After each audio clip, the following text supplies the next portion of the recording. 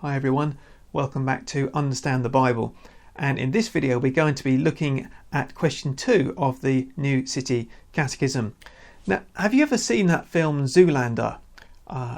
It's one of my sort of favourite kind of movies of that era, and there's a funny scene in it where Derek Zoolander, the male model, looks in a puddle and looks at his reflection and he says, "Who am I? I don't know." And I think it's a little funny moment in the film, but I think it says something quite profound actually, because I think a lot of people are struggling with that issue of identity. You know, who am I?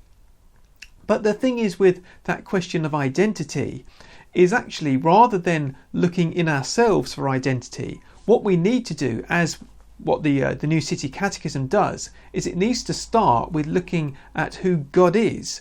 And that's why it's so important to look at who God is, because the kind of God that we believe in will make a difference in terms of how we see ourselves, how we see humanity. So what kind of God we believe in will affect how we see the world, how we see ourselves. That the two things are related. So that's why the Catechism, it starts out with this question, what is God? Because it's one of the most fundamental questions that you can ask. Now, not everyone believes in the same kind of God. You know, that people may say, I believe in God, but what kind of God do you believe in? What kind of God do you not believe in?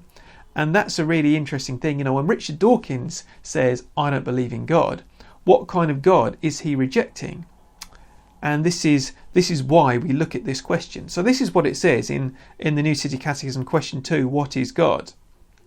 God is the creator and sustainer of everyone and everything.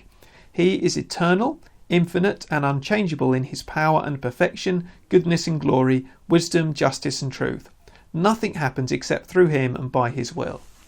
So let's just quickly run through what it says about God to see what kind of God it is that we believe in. So for one, God is the creator and sustainer of everyone and everything. So he's not just the creator, but he sustains everything.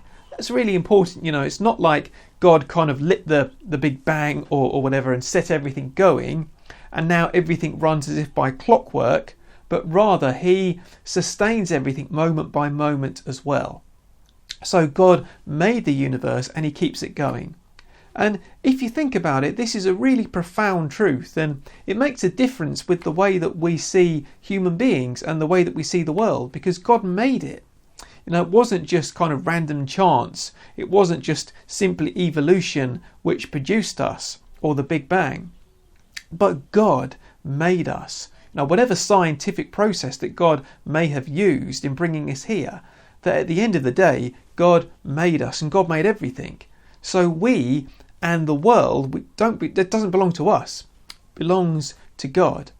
Really changes the way that we think about things. God is the one who sets the rules. God is the one who sets our agenda, or who should set our agenda, because we are living in his world and we need to be looking for the ways that he directs and gives us in order to live.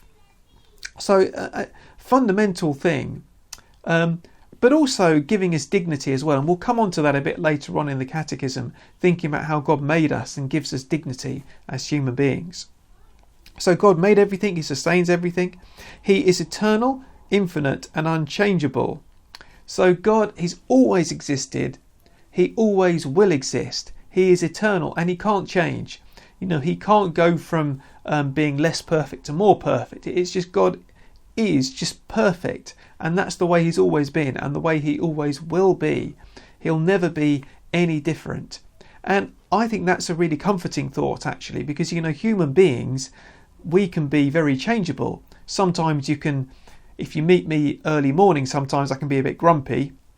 If you meet me at other times, I can be quite nice.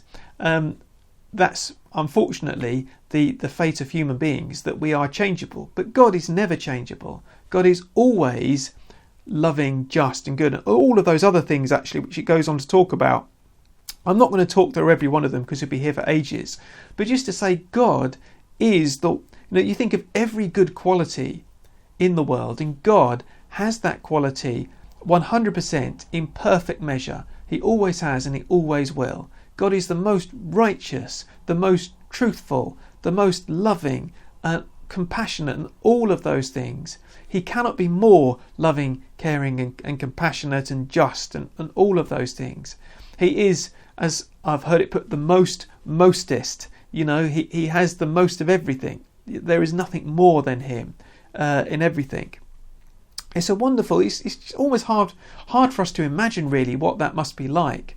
But it's comforting to to think about God in that way. I think it puts our own lives into perspective, doesn't it? If you think, actually, what's happening is happening because of God's wisdom, because his wisdom is perfect.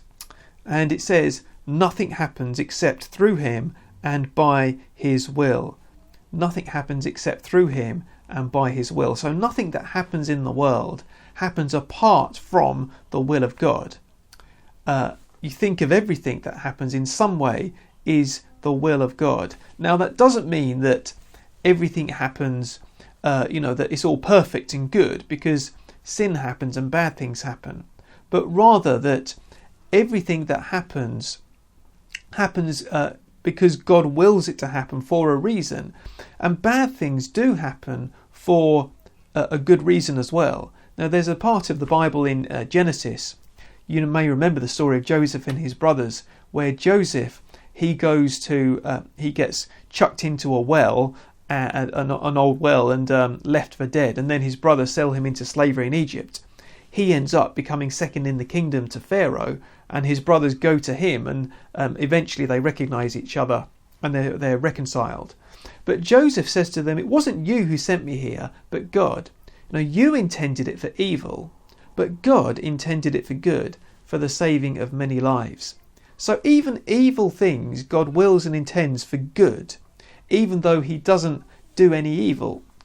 It's a mystery, and we never perhaps see right into the bottom of it, how God can will bad things to happen sometimes for good reasons.